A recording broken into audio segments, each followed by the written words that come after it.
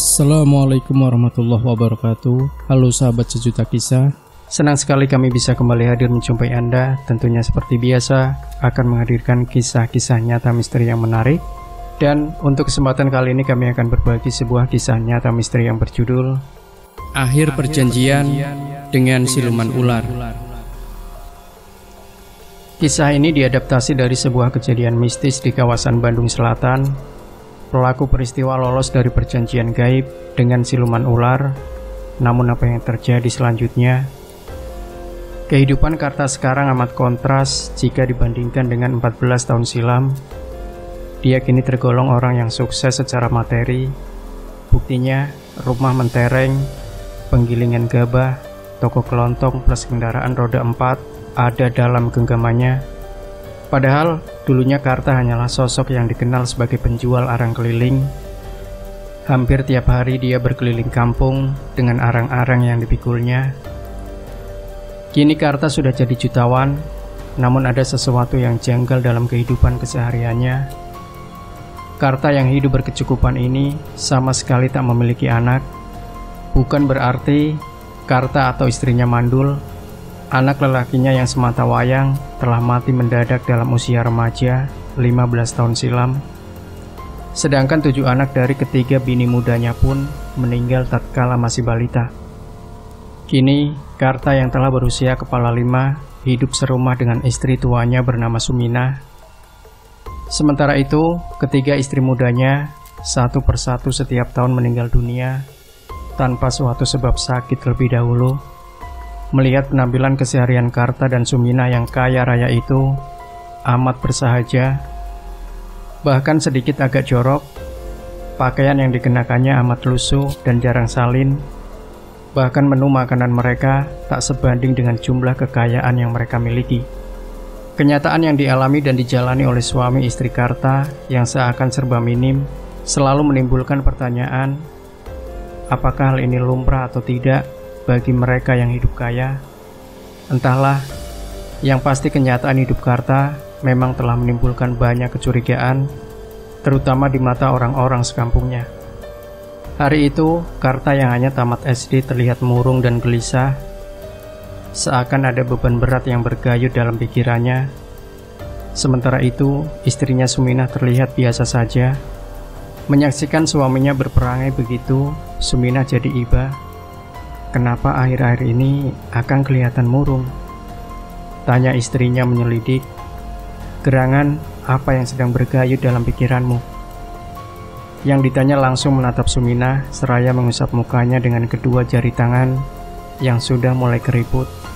Lantas dia berujar, aku amat gelisah sebab 3 minggu lagi aku harus mempersembahkan tumbal. Akang khawatir bila tumbal tak didapat, tentu di antara kita harus menjadi gantinya. Tahun kemarin aku sudah menyuruh agar Akang kawin lagi. Kalau bini muda Akang peranakannya subur, tentu sangat membantu, sebab anaknya dapat dijadikan wadal.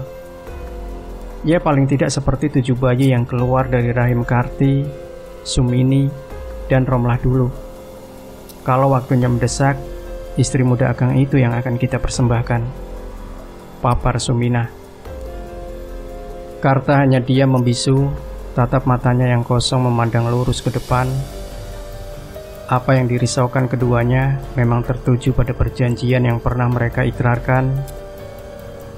Ya, keduanya telah bersekutu dengan siluman ular, lelembut pemberi kekayaan, penghuni hutan Tegal Ageng. Sejak 15 tahun lalu, Karta dan Suminah sesungguhnya telah berkolaborasi dengan setan akibat nafsu dunia terhadap harta dan tak tahan menjalani hidup yang selalu ditempa kemelaratan. Mereka telah menempuh jalan sesat itu.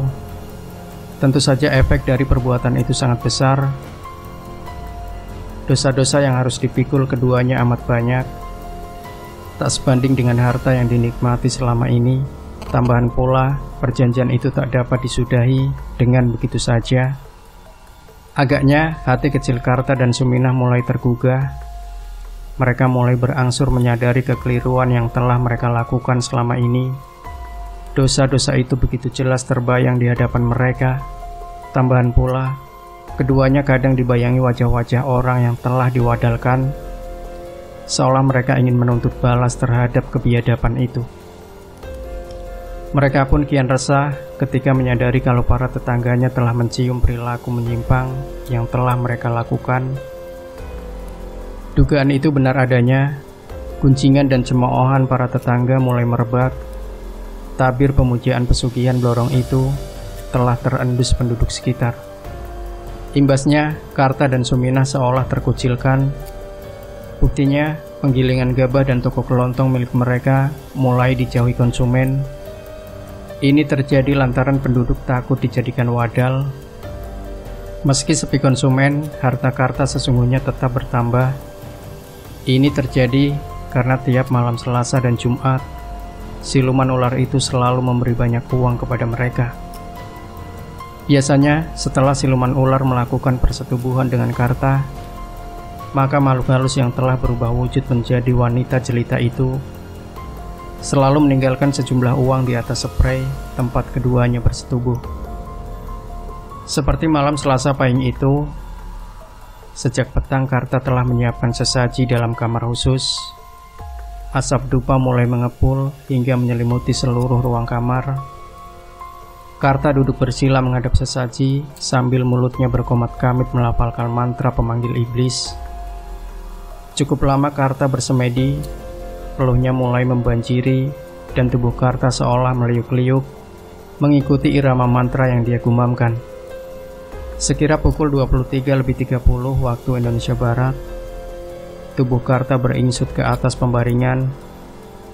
Sementara itu, suasana alam di luar rumahnya kian mencekam. Suara kepak sayap kelelawar bagai membuka tabir akan datangnya makhluk dari alam lain. Gonggongan anjing dari kejauhan bunyinya seolah jelas berada dekat telinga Karta.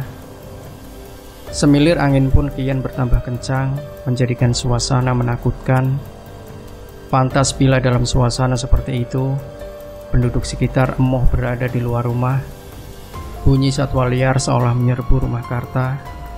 Ditambah angin kencang tertuju ke rumah pemuja pesugihan ini. Dari arah belakang rumah Karta, sekonyong-konyong menyeruak seekor ular yang lumayan besarnya. Ular ini tubuhnya menggelosor menuju pintu depan rumah. Anehnya, pintu itu langsung terbuka dan tertutup rapat kembali dengan sendirinya. Lalu ular itu menerobos masuk ke kamar yang sedang ditempati Karta untuk melakukan ritual. Karta yang sejak tadi menunggu siluman ular itu langsung menyambut kedatangannya. Siluman ular yang dalam penglihatan Karta seperti sosok seorang putri berparas jelita itu langsung mengajak lelaki berkumis ini bersetubuh. Permainan terlarang yang dilakukan oleh kedua jenis makhluk berlainan alam itu berlangsung penuh gelora. Hingga pukul 3 waktu Indonesia Barat dini hari, mereka meliuk dalam tarian setan. Tubuh Karta pun jadi loyo sebab tenaganya terkuras. Akibatnya dia terkulai tanpa sehelai benang yang menutup auratnya. Sedangkan di sisi tubuhnya terdapat setumpuk uang. Harus kau ingat Karta, 3 minggu lagi kau harus menyiapkan tumbal untuk kujadikan budak di kerajaanku. Bila tidak, maka kau atau istrimu yang akan kuambil sebagai penggantinya. Demikian pesan dedemit itu, dengan diakhiri tawanya yang nyaring hingga menggema ke seluruh sudut kamar. Ya, hamba akan berusaha, Ndoro Putri, jawab Karta singkat dengan sikap tubuh, seolah sedang mengaturkan sembah sujud kepada raja. Bagus, itu artinya saat bulan purnama mendatang, kau akan menyiapkan tumbal itu. Sekarang, aku akan pergi, kata iblis penghuni alas itu sambil menyisakan bau amis yang menyengat. Saat itu pula, pintu ruang tamu ada yang mengetuk. Siapa tamu itu? Dia adalah Setiadi, kawan karib Karta sewaktu kecil. Mereka berpisah lebih dari 20 tahun lantaran Setiadi dan keluarganya ikut transmigrasi ke Lampung. Mereka pun bercengkerama tentang pengalamannya selama ini. Namun ada pengalaman pribadi Karta yang tak dibukakannya, terutama perihal asal-usul kekayaan yang dimiliki Karta. Tapi lantaran Setiadi cukup berpengalaman dalam masalah gaib, akhirnya pembicaraan Setiadi mulai menggelitik tabir rahasia yang ditutup-tutupi Karta. "Kang Karta, maaf, sepertinya Akang sedang dirundung bingung. Apa yang Akang risaukan? Padahal hidup berkecukupan," ungkap Setiadi. Yang ditanya tersentak dari lamunannya.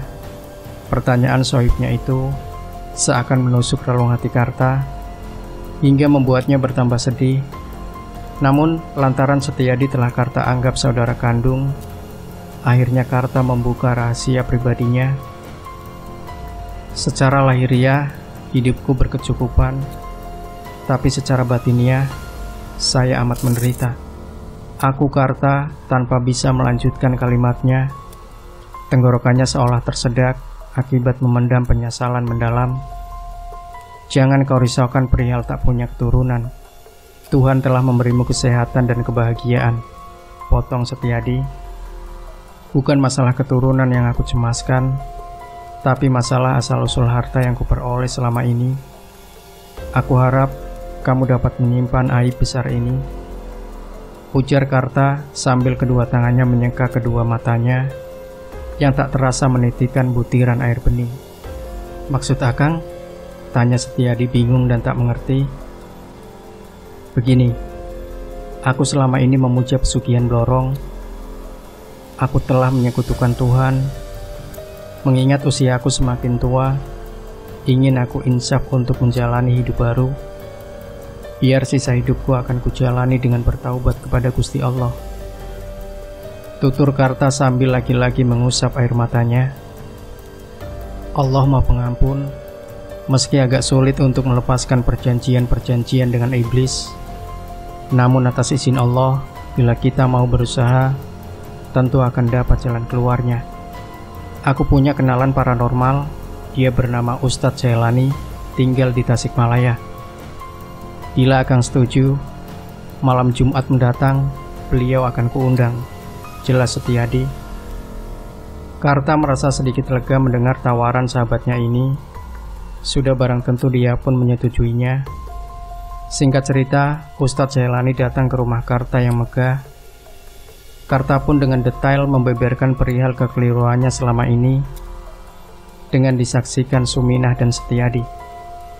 Lelaki berbaju koko dan berpeci hitam itu menatap Karta dalam-dalam. Dia lantas berkata, "Kamu berdua masih beruntung. Allah telah memberi rahmat dan hidayah bagi hambanya agar tidak berada dalam kesesatan selamanya."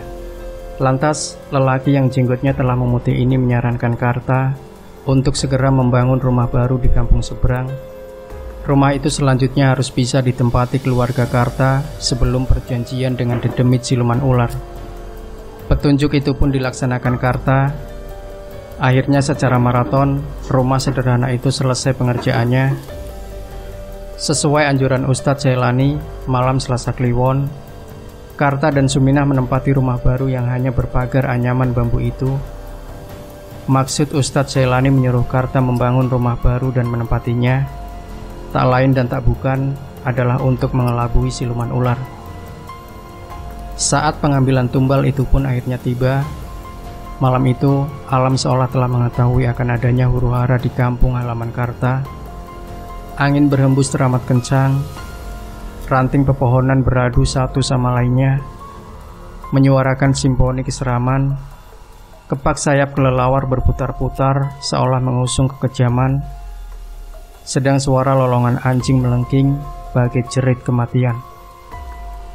Bulan dan bintang seakan enggan menampakkan diri. Mereka bersembunyi di balik awan hitam, seperti tak sudi menyaksikan peristiwa yang akan terjadi. Para penduduk pun merasa lebih aman bila berada dalam rumah. Praktis kampung itu seperti desa mati. Langkah selanjutnya, Ustadz Jailani dan Setiadi menempati rumah Karta yang lama. Setiadi berada di kamar tengah, sedangkan Ustadz menempati kamar yang biasa digunakan ritual oleh Karta. Dalam kamar, Ustadz berpura-pura tidur lelap dengan ditutupi selimut dari kepala hingga kaki. Tepat pukul 24.00 waktu Indonesia Barat, angin kencang datang. disusul kemunculan ular besar yang masuk menerobos ruang tamu hingga sampai ke kamar Karta. Menyadari Karta tak menyambut kedatangannya, ular kejadian ini berkata sambil mengibas-ibaskan ekornya tanda marah, "Karta, kau tak menyambut kedatanganku, Ustadz Jailani yang berpura-pura sebagai Karta itu tak menjawab. Yang ada hanya kebisuan. Melihat gelagat ini, secepat kilat ekor ular ini menyingkap selimut. "Berdebah kau, Karta. Kau telah mengelabuiku. Rasakan nanti akibatnya." Pekik sang ular begitu melihat kalau ternyata sosok di balik selimut itu bukanlah Karta. Tubuh ular itu berkelojotan seperti menahan sakit. Melihat kesempatan ini, Ustadz Jailani terus menggerakkan tasbih sambil membaca ayat-ayat suci. Ternyata Allah mengabulkan doanya. Cahaya kemerahan mirip bola lampu turun dari angkasa dan persis jatuh di atas bubungan rumah Karta. Apa yang terjadi? Rumah Karta yang lama itu terbakar. Ustadz Jailani dan Setiadi bergegas keluar. Sedangkan siluman itu tak dapat menyelamatkan diri karena areal rumah itu telah dibakari secara gaib. Di tengah kobaran api terdengar jerit kesakitan dari ular siluman yang terbakar. Tiba saatnya iblis laknat itu menerima hukuman akibat perbuatannya. Allahu Akbar, ungkap Ustadz Jailani yang tak pernah henti memutar tasbihnya. Akhirnya tubuh ular yang besarnya seperti pohon pinang itu sirna ditelan api. Sejak kejadian itu, Karta dan istrinya menempati rumah sederhana. Seluruh usaha mereka pun bangkrut. Akhirnya mereka hidup sangat sederhana. Karena merasa trauma berat terhadap peristiwa itu, menyebabkan Karta menderita penyakit jantung koroner dan Suminah mengalami sakit tuberkulosis alias TBC. Sangat menyedihkan akhir nasib keduanya. Namun sebelum ajal merenggut mereka, keduanya kini masih berkesempatan untuk beribadat kepada Allah Subhanahu wa Ta'ala. Semoga Allah mengampuni dosa-dosa yang telah mereka perbuat. Demikian sahabat Sejuta Kisah. Tinggalkan komentar Anda, like, share video ini, subscribe channel Sejuta Kisah, dan kembali nantikan kisah nyata misteri terbaru dari kami setiap harinya. Sampai jumpa. Wassalamualaikum warahmatullahi wabarakatuh.